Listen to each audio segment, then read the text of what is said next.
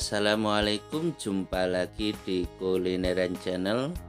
Oh ya teman-teman, kali ini kita akan membuat es untuk buka puasa tentunya ya. Ini es timun suri campur susu. Langsung aja kita siapkan mangkoknya atau tempat sajiannya. Lalu masukin sirup ya teman-teman,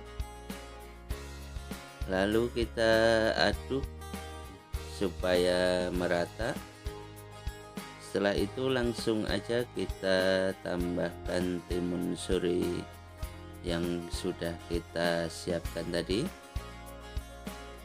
Oke teman-teman, langsung aja kita tambahkan sesuai selera kita ya.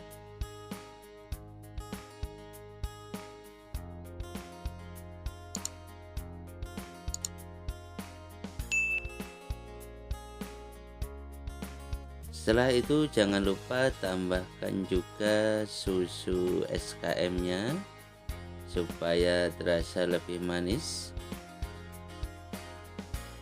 Tambahkan sesuai dengan selera teman-teman ya. Dan jangan lupa aduk lagi ya teman-teman supaya lebih merata, lebih manis tentunya.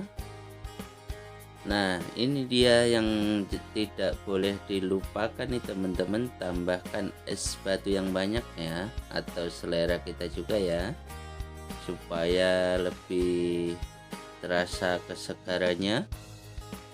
Setelah itu tentunya kita aduk lagi supaya merata juga.